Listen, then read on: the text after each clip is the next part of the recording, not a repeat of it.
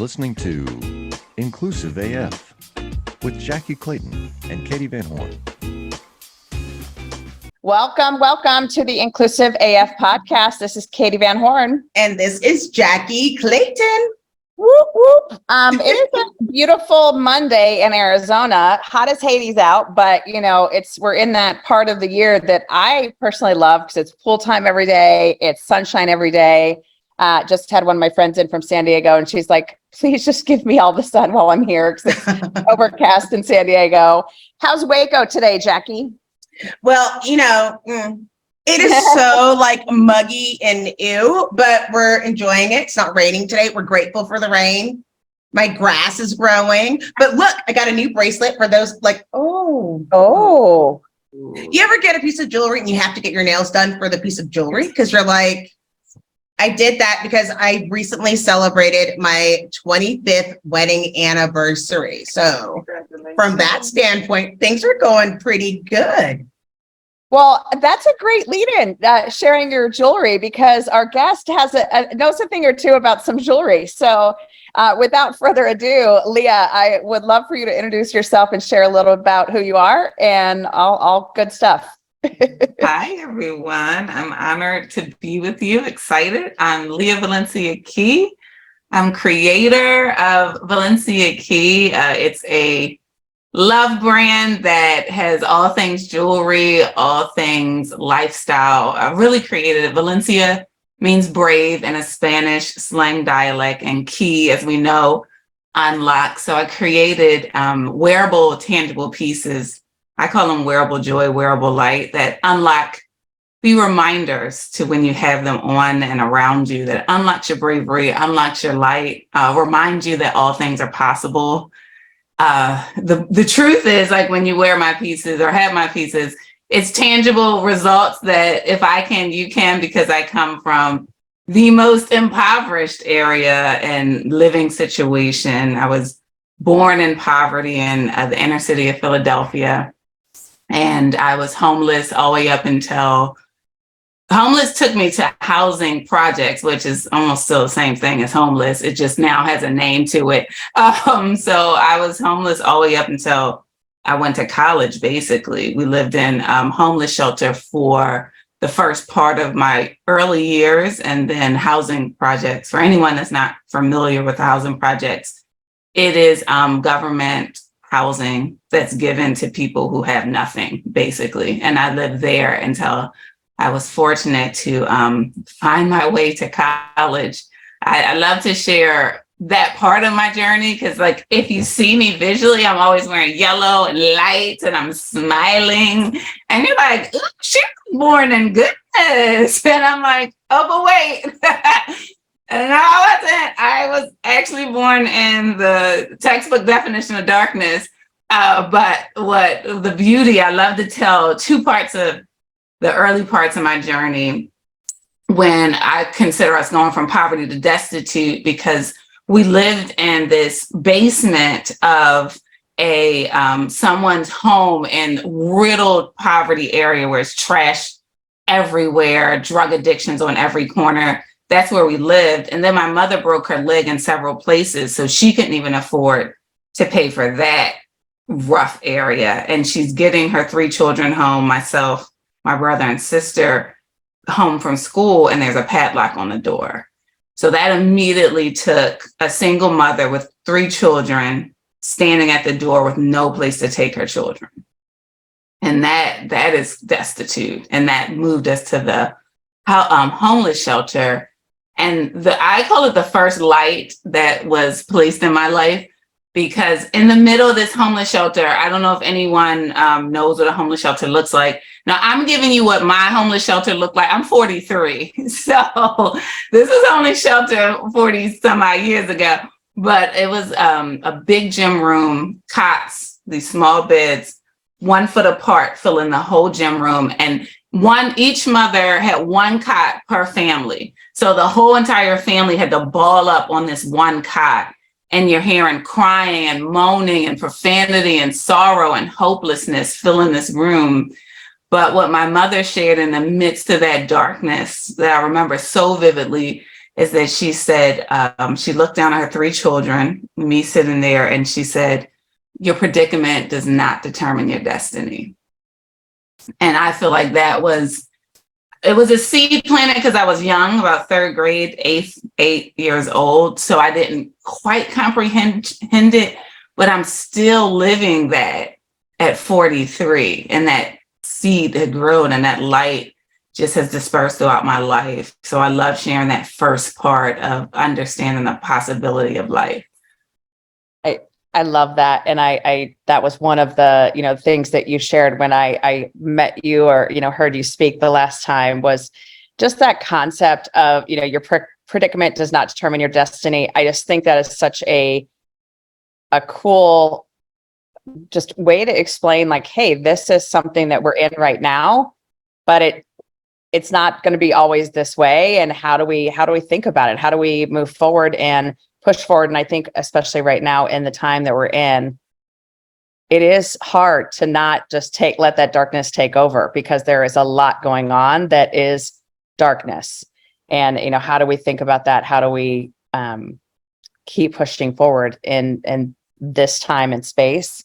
And so I love that saying. So I would love for you to tell our listeners a little bit about your story of how you determined your brand while you were on a trip.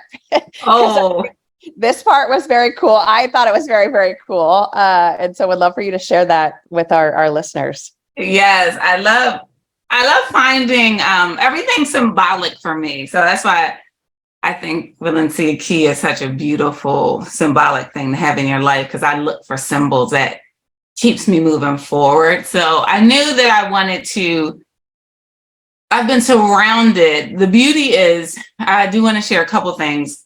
Your predicament never determines your destiny, but that mindset and that understanding of the power that you have to choose is so important and magical, because the only way you get to your destiny is to mentally decide that you're going there, no matter whatever's around you. And so I've been surrounded just by so many wonderful people just lifting me up and showing me what's possible. So when I was surrounded by wonderful entrepreneurs, and I saw, like, if you have like real love and intention and you pour it into something tangible, it can be life-changing to the receiver, really. And then I'm like, okay, but it really has to have truth to it. It can't just be a thing. So I went on a journey, a voyage, if you will. I like to call it a voyage. I knew that I couldn't find what that symbolic was. I didn't just want to use my name because it was a name. I wanted to all have intention. So I took a trip to Egypt, Morocco, and Spain. And when I was in Egypt, I had a gentleman who took me around, and he took me to all these different temples. And at first I was looking at the temples like, temple's pretty design, right? And then I get to one final temple, and I believe in God, but it doesn't matter who you believe in. There's always a divine whisper that will come to you no matter what. And so I'm in this final temple, and I literally hear a divine whisper inside of me, like, but you came here for a reason. So now speak out the reason in this place of why you're here and make it plain. So I spoke in that temple out that by the end of that journey, I wanted to truly be sketching the symbolic part of what my logo represented and what it would represent to anyone who had it and received it, and what that intention would be. So now I'm going to Morocco, and I'm seeing all of these lights everywhere. And I finally get to one store, and it's filled with brass keys, like unreal, from ceiling to floor. And it's a little small little place. And I'm overwhelmed, and I'm like, what is this? This is amazing. My last name is Key. I've been fighting it the whole time, right? And so I go and I find the store owner, and I ask him, why do you have all these keys here? And he looks at me strange, like I should know, like offended. He's like, you don't know? Keys represent unlocking the light in your life. And that was so powerful to me, because when I realized that had been my entire journey, like everything that I am live by is just finding another light to unlock, moving one more step toward the light, being one more piece of light. And that's how I was able to shatter glass ceilings and move out of my predicament. So by the end of that journey, we won't say I wound up in Spain. That was random. I wound up in Spain because some backpackers were going to Spain in that same Morocco town. I didn't know you could catch a ferry from Morocco to Spain. Did anybody know that? I didn't. So I'm like, I'm going with you. So I just followed them to Spain. I just be open in life. It'll take you there. And in Spain, I'm hanging out with the locals, and they're talking about this Spanish dialect. And someone asked me my name. And for some reason, I love saying my whole name, Lia Valencia Key, because I thought it was a moment. It's always a moment when I say it. And they say, oh my God, Valencia is bravery and it's courage. And I'm like, what? So by the end of this journey, I'm on the plane and I'm literally taking the V's that represent Valencia, that courage and that bravery, and the key that I was told is a symbolic thing of unlocking that light in your life. And I took the 4 V's and made a star symbol, because I had been seeing all these stars and light through my journey, and placed the key in the middle, and to allow it to be that symbolic visual reminder to, when you see it every time, remember, you have the key within you first and foremost. And all you have to do is keep unlocking that bravery, unlocking that courage, unlocking that light. And then I knew, okay, now we can come to the world, because this is true intention, and this is what can really be helpful and transformative to anybody's life who receives it. That's an amazing story. It's like, but what? That doesn't make any sense. So many things in life are really, if you literally dissect life and you look over all your experiences, they all mean something. Mm-hmm. They all are, even the roughest part, my homelessness and my poverty is my power. It is how I am able to see the whole human, no matter what level in life God takes me to be. It is how I'm able to be grateful for the smallest things to the biggest things, right? And if we look at everything as meaning, then we really can have an intentional life. Wow. I want to go back, because you said you were homeless up until the point where you went to college. Yep. And so it's like, sure, how did you make that decision to even go to college? I mean, there's other things with that. You have a single parent, you have siblings with you. And so many times along that journey, you're seeing various things. I have family that's lived in the projects in Baltimore, and we're knowing you had to make a decision. And there were lots of avenues and places where people were pulling your interest. So how did you make that decision, and what was that like? Yeah, I'm so glad you said that, because that was a second light that I didn't share that was turned on in my life. So we were in the homeless shelter for several years, and then they transferred us to these housing projects, which I still call homeless, but it's just a level up. But in that homeless shelter, before we were transferred, I just had become my environment. Exactly what you're saying. I was failing every class. I was speaking like an adult with the profanity. I was just doing things of everything that I saw. And I remember this vivid moment. I'm coming back from school, walking to the homeless shelter door, and my mother's standing there, and I see her. And I get right to her, and she said, I have one question to ask you, but this question had 2 parts. So I always say, when a mother has a 2-part question, something about to get real serious real quick, right? So I'm like, okay. And she asked me, do you want to be a follower or a leader? And I was confused. So I'm about 5th grade now. And she said, because right now you're following, and what you're going to do, you're going to follow right into everything that you see and that you are surrounded by, or you get to choose to lead you get to choose to lead your life. I love that part. I always stop on it because when people think lead, they think lead others. But she told me to lead my life. I get to lead my life listening to the inner whisper and the inner light inside of me to my destiny. And she just told me one last thing, you choose, and literally walked away. It was no direction. It was no force. There was no beatings behind it. No perfect. You choose. And as a young girl, I was left with the light of choice.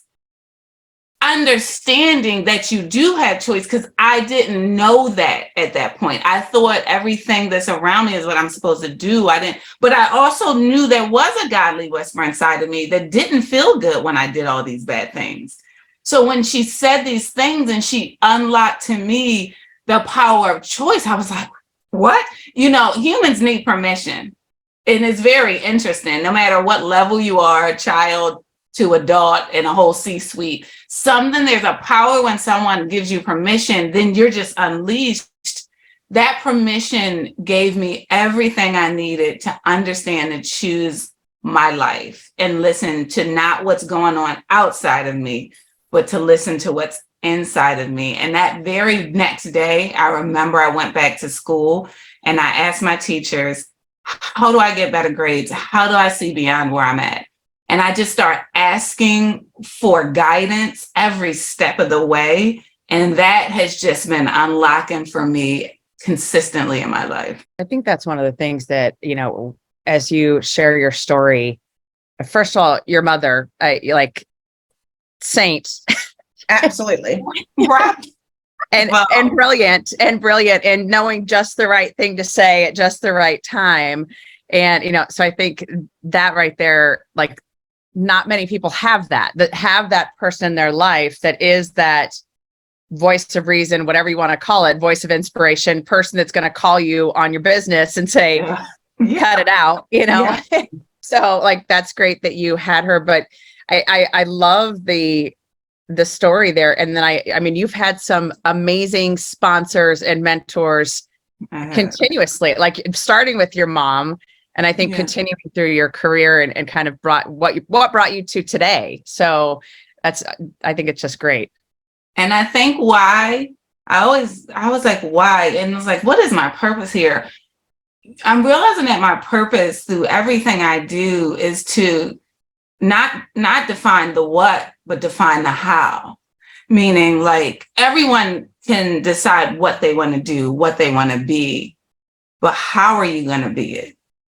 And the only difference, I'm not the best at many things. I do think my jewelry's great and my pieces are great, but like other things, I'm great. Can't really spell great, you know, basic, C average in school, you know, basic, just average. But the difference is my heart. And and you can read a lot of, you can YouTube and go to a lot of different trainings and programs to how you get to success, right? But I personally think if someone asks me, how can I cut through? Everybody's working hard. Everybody's doing the basic things. The difference is the human. And the human being a human and seeing everyone else as a human, because not many people are doing that. Many people are seeing people for what they can do for them, how they can do it for them, how they can get to the top. But my life is like, well, how do I be loved and how do I receive love? In all things I do, I just want to give love, I want to receive love, and I want to smile. And then all the rest of the journey is going to be great for me, you know? And that, I think, has cut me through paths that I've never got people in my life to say, ooh, I want her to just come along with me, because it's my energy that they want to come along with. Yes, I can see that. I like your energy. I want it too. I love that. But I'm in thinking, it's like, it's amazing of going on this journey and thinking, going to college, and then what made you decide to design jewelry? Where did that come from? You know, it's interesting. So I decided college because this is a good story. I always have stories in my life. So My wonderful mother, I love to say that she was physically paralyzed by generational curse, right? Physically, she couldn't physically break out, but she had this power to speak the life into her children that maybe it'll land and they will get a better chance, right? And that was her genius. So, but we all live in a bucket that we live in, right? So it comes to college time and I'm told to choose my life. And I'm like, okay, college is it, because college was the way to get out of here. For me, college wasn't an academic thing for me. If I don't go to college, I stay in this housing projects. Mm-hmm. So I got to go to college so I can see another environment, because I knew exposure was power for me. And so I get this, I'm like, I'm applying for applications. My grades are good now. And I go tell my mom, like, oh, I'm gonna go to college. And now my mother's living in her real bucket, right? Her realism bucket. And she's like, oh, that's so nice, but you can't go to college because we can't afford, like, we can't even afford to, when you get accepted, to get you to college. We can't afford you to get you a book, a computer, whatever it is, none of that. We can't send you anything. So really you can't go. And it's beautiful when you tell your children something or someone something, and then they get to live it so much that when you step out of that truth, they get to align back into the truth you told them that was powerful. Because I knew when I heard that, like, oh, that's my mother, but I'm like, oh, she's living in her predicament statement.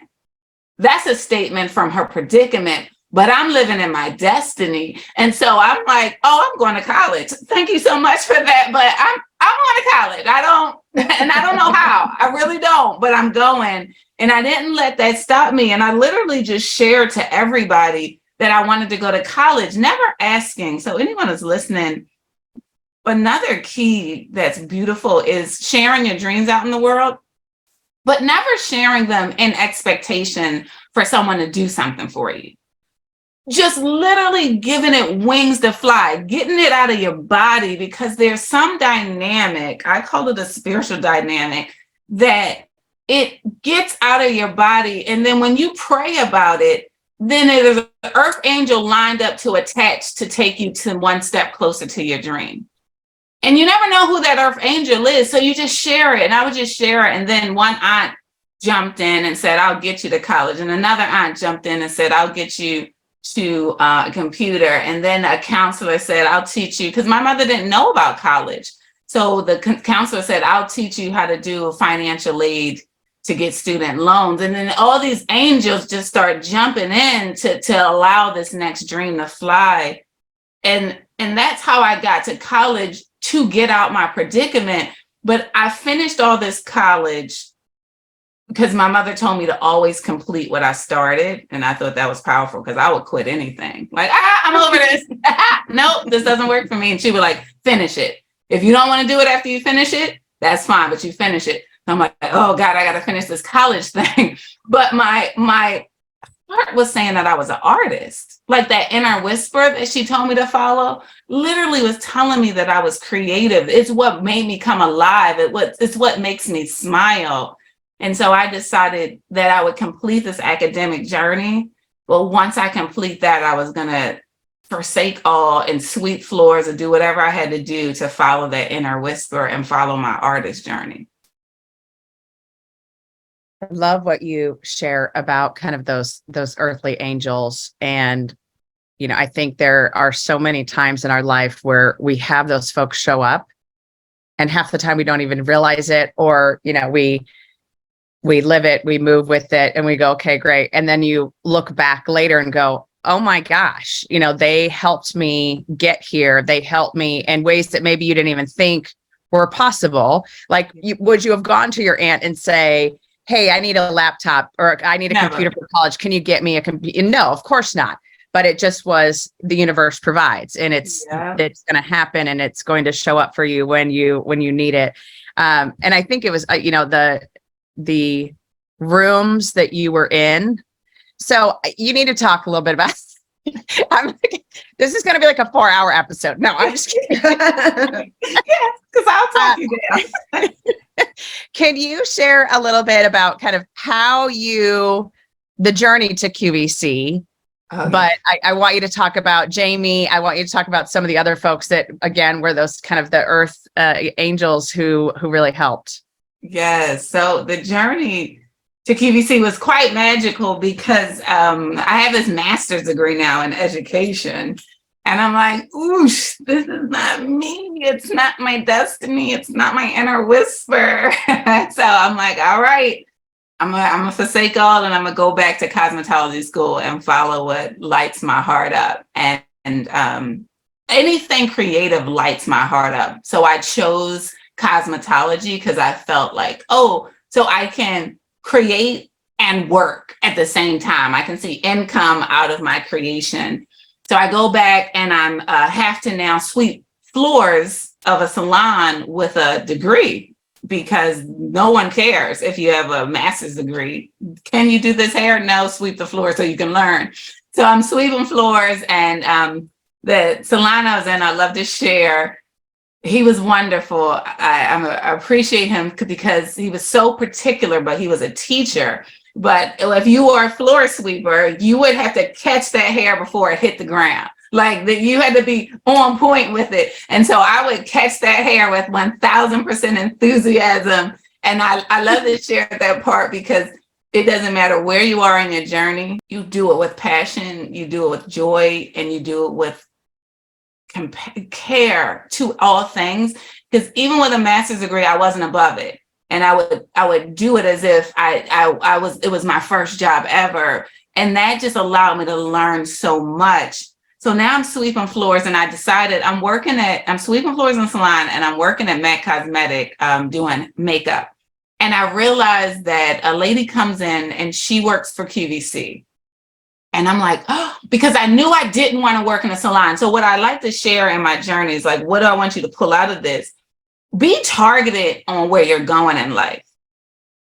Like have the dream clear. Like my dream had to be clear. Like I knew I was not going to be a salon stylist. I wanted to create somewhere 24/7 where it was just art happening. So I found out of this place called QVC by working at MAC Cosmetic. Oh my God, now I'm targeted on it. The lady connected me to someone in the salon, but I needed a license. So I was denied for the first time. It took me 5 years from that first denial to actually get into the QVC doors because I was deemed not qualified. I didn't have enough qualifications. My skills weren't good enough. And I did the share technique again. So I shared to everyone that I want to work for QVC. I love to say if you were standing next to me in a grocery store and you smiled at me twice, the barometer is twice, that means you were nice, then I would tell you, I want to work for QVC. And that one day happened to be, I was bartending to stay financially alive.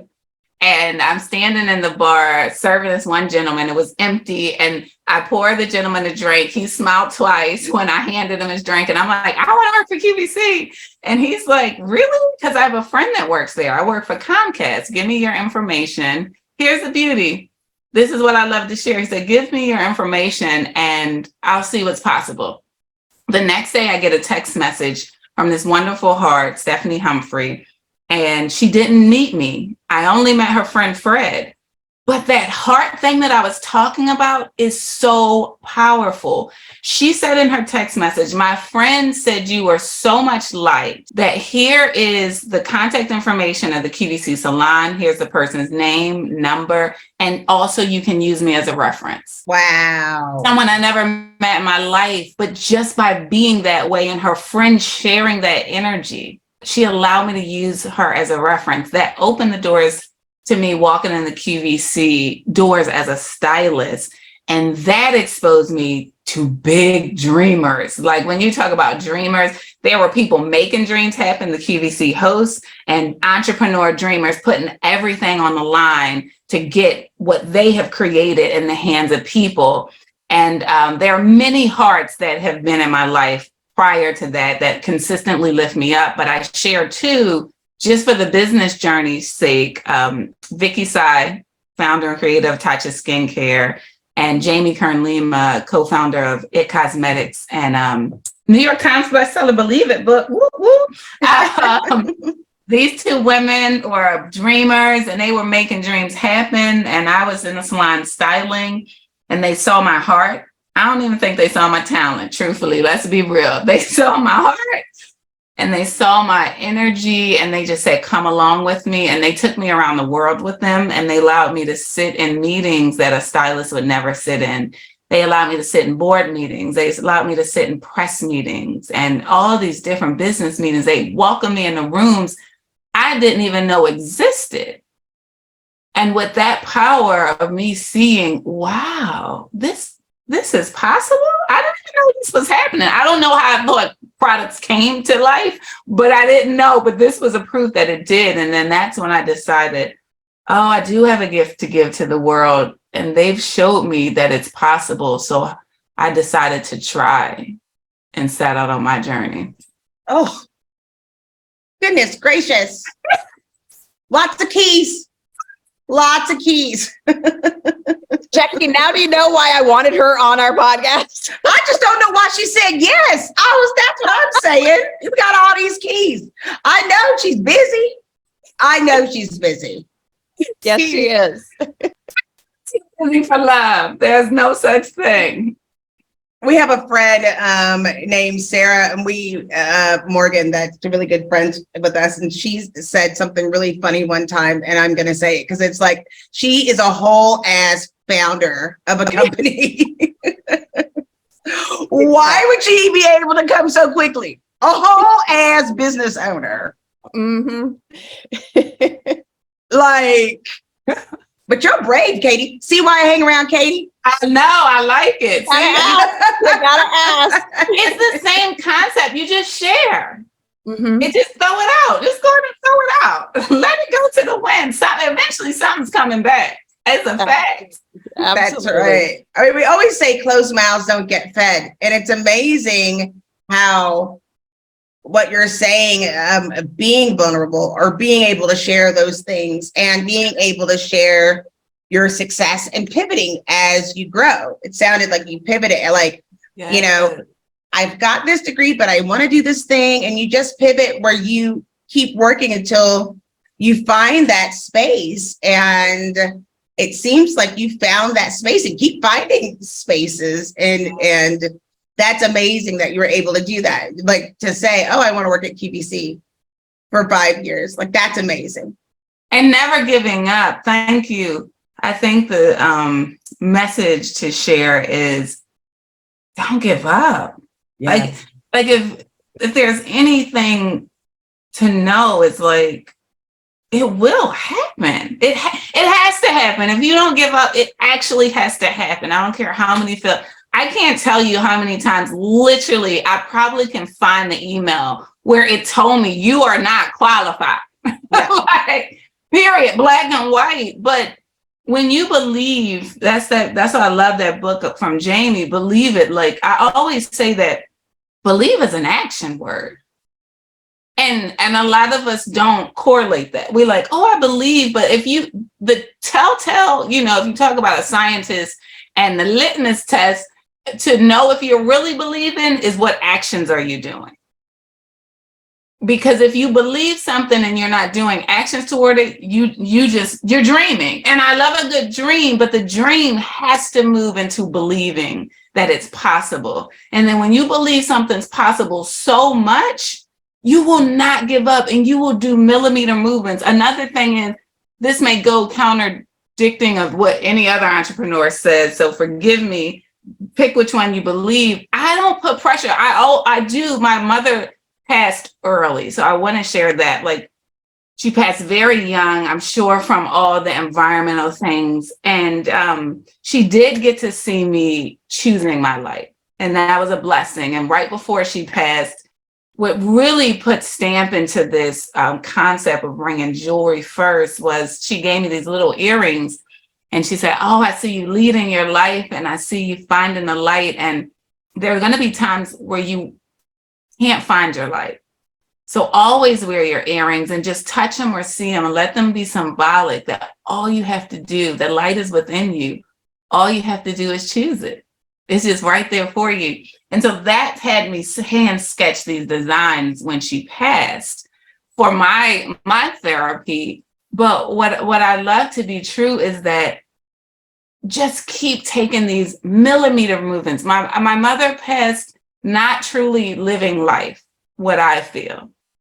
I don't think she ever lived. And so everything I do, I'm going to live life abundantly. Like I'm a laugh, I'm a joy, I'm going to do all that. So anything that I attach to a goal, I'm deciding to do it in millimeter movements. Like I'm not killing myself. I'm not stressing too much about it. I'm taking small millimeter movements. I learned a millimeter from design and jewelry. A millimeter is the smallest measurement on the ruler. And that's very powerful because when you design a piece of jewelry, if you go a millimeter up, it's a different design. If you go a millimeter down, it's a different design. I mean, the millimeters will change your life drastically. So what I think we quit with is because we start looking at these big movements we have to do. And the truth is, if you do one small thing, you want to know how I started this jewelry design? I had hand sketches in a notebook. And when I decided to say yes to that, I Googled the smallest millimeter. I Googled how to take a hand sketch design to a real piece of jewelry. And I kept Googling in different ways until it told me you had to make a 3D design. Now, what's a 3D design? That's a millimeter movement. That's not drastic. And if we keep taking these little things, you will see how powerful you can go toward anything that God whispered in your heart. I love that. I was like, what? I can't do Robert De Niro. That was like in Any Given Sunday. It's a game of inches. Is that good? Is that good? I feel like that too, because it's just those little pieces. Yeah. And I love that. Like, it makes me think of the Olympics, how you win or lose a race by 5/8 of a second. A nose. Like their nose could be a little farther out. Yeah, like literally not even a nose, a hair. Hair. Of doing those things, but as long as you keep going. Mm-hmm. But you're such an inspiration. I know that there's people listening somewhere that feel like they can't do it for whatever circumstances. They're not always the same. No. That feel like they can't do it. When someone says that to you, Lia, what would you respond to them? I always say this, I quit every second, but then I believe that I can, so I do one action towards the truth. Mm-hmm. Right. So give yourself permission to feel vulnerable. Life is real. Give yourself permission to feel that it's hard and that you don't want to do it anymore. But if you hold true to your truth, that that's what God has put in your life to be, then do one more step. Ed Milet just released a book called The Power of One More. And I think it's magical because it's that same concept. Like, oh, the pain is so real. I know. I don't care if you are the most wealthiest person or the most impoverished person. I don't care if you're the most confident person or the person that has the least confidence. We all have moments in our life where we're just like, I can't. For whatever circumstances, or I don't want to anymore. I don't want to carry it anymore. But if that whisper comes back to you and says, but this is so, just do one more thing towards it. Yeah, I appreciate that. There are times I always laugh and I'm like, I don't want to go to work, and I literally just have to roll over. Like I don't even have to put a bra on. I literally am like, this is me going to work, and I'm like, oh. The laptop's so freaking heavy today. One movement. Just open the laptop. It'll get you to work. That's right. That's it. Oh, I love that. So Jackye kind of hit on this question. I'm gonna go one step further. When it gets too hard, what do you do? Well, what I'm realizing is, and you gotta know, it's gotta be a deep cause for you. Like it's gotta be bigger than money. It's got to be bigger than clout. It's got to be bigger than praise.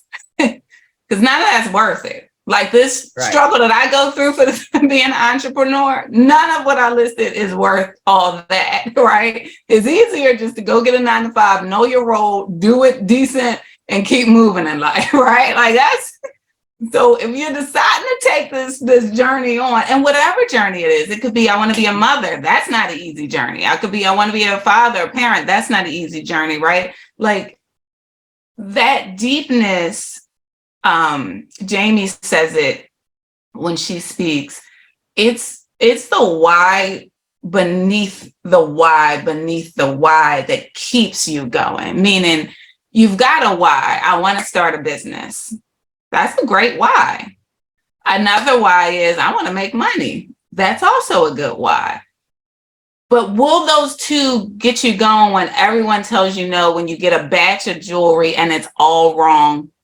When you're working with wonderful women in Ghana, I'm telling my story now, excuse me.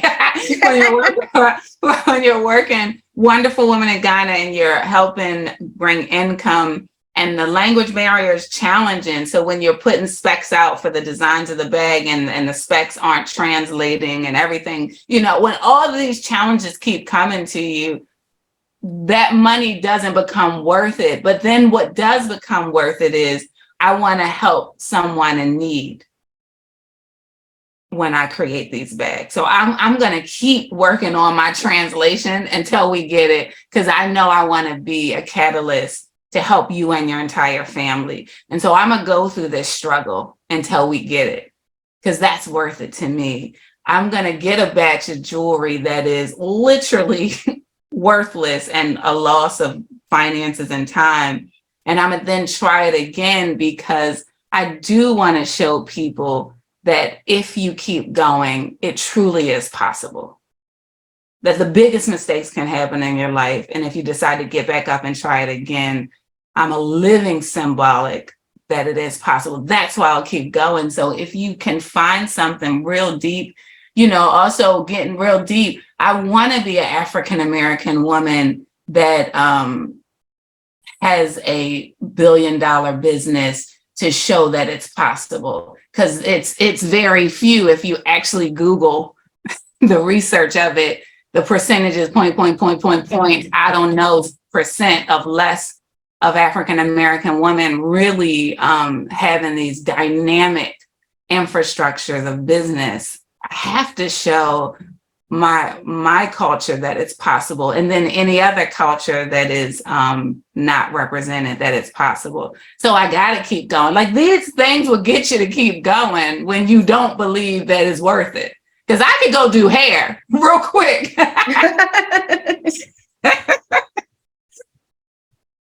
That's awesome. I love it. And I think, I think that was what was so inspiring to me is even, like I said, we were in that environment where we were listening to these absolutely phenomenal women sharing, what they had accomplished, what they were working on, all of these things. And you're sharing your story. And it was such an inspiration. And it was one of those, you go home and you make a list of like, here are the 5 things I need to do, or here, what is my why? And unpacking those whys down below, because I think that's such a great activity to do is, ask yourself why 7 times or whatever it is. And I think those are some of the things that you hear, those whispers, and they aren't going to be quiet unless you actually go do the thing. Whether you want them to be quiet or not, they're still going to be in your ear all the time. So thank you for sharing that. I think that was great. So would love to know, Lia, what is one thing you want to, and by the way, we play this game and I say one thing and Jackye usually ends up with 10. So don't feel badly if it's not just one, it's totally fine. But what is one thing you want our listeners to have heard from this episode? Yes, so many things. Like you said, one thing is so hard, but I do feel that 3 things. I love the number 3. I think it's a powerful number. So I'll bump the 3 up. 3 is good. The one thing is define who you are in the world. And I would encourage it to be light and love. I have a collection that I titled Rooted, like root into these human ways of being, like be love and find out what love truly is. It's not like this romantic situation. It's like patience, kindness, unwavering, open, seeing a person fully. And then be light. And when I say be light, that means in true weight form, be light. Like when you walk in a room, are you bringing heavy energy, or are you just cutting the space with just this lightness where people just want to gravitate to you because you feel so light? And the first way to be light is have a true smile. If you want to know, like, what's the first activity I could do to be light? Cut all the heaviness with a true smile, like we're literally not authentic smile. And that was just like cut down all of the woes that have happened in your day and all the negative things you're thinking about. It'll cut all that out and it'll allow your true heart to shine. And then when your true heart shines, then all of this beautiful stuff starts to gravitate to you. So that's one thing. And then have unwavering belief in yourself and the whispers that God is putting into you. I think you said it already. I think we know what's our destiny because it keeps coming back to us. Like if you can't shake it, if you ducking it and you moving and you trying to, and she just keeps whispering and you find all it and you keep coming back, then that's your destiny. So just do a millimeter movement every day towards your destiny and believe it so much that nothing that anyone else can say or do will shake you from stopping it. And then lastly, give in a big way to the world, however it is, whatever that destiny is, find something to attach to it that can be a blessing to someone else. Because I'm sitting here because of people being a blessing to me. And the way I'm able to be light is because people believe in me, they bless me, and then I'm able to then bless others. And if we keep that cycle of blessings going, then we'll have a real beautiful world. I love that. Awesome. Jackye, what's your one thing? I really do have one thing. It's putting it out into the world of telling as many people as possible, like just sharing those things, because you never know who's going to be in your path. And I think that is key. See, you're proud of me. Get it? And it's key. See what I did there? You did. You did it all right. You did it all right. What's yours? Mine is, I'm going to go back to your mom. It's your predicament does not determine your destiny. I think that is something that every single human should write down, should tattoo on their arm, should put on a Post-it note on their mirror, because I think it's one of those things that we're dealing with some heavy stuff right now in the world, and we're all dealing with our own journey and hopefully making the world a better place and making that impact. And so however we can do that. And so my second thing, because I have two, is also the kind of, the woman behind you, pulling the woman behind you up as well, which I think your stories share over and over again, how that has happened to you, and then how you have in turn done that for other folks. Yeah. And I think that's something that we sometimes forget, because we are, heads down trying to just do the things, but remembering that there's always someone watching and there's always someone behind you that could use a phone call or a connection, or, hey, they're making your drink for you, and, who can you connect them with that Yeah. Which seems like such a simple act for that person, Fred, to have done for you. Yeah. But look where it took you. Mm-hmm. Like it's those little things that, like, how they actually impact someone. Yeah. And, we have had many guests on that have kind of shared the same thing about, Jackye helping them with certain things, or I'm helping them with certain things. And I think it's just that giving back and that pulling folks along behind you to bring them up as well. It's huge. So Lia, thank you. Thank you. And for those of you who do not know Lia's jewelry, go out to liavalenciakey.com and buy some of her beautiful, amazing jewelry. And thank you so much for joining us. This is Katee Van Horn. And this is Jackye Clayton. Bye. Bye. Bye.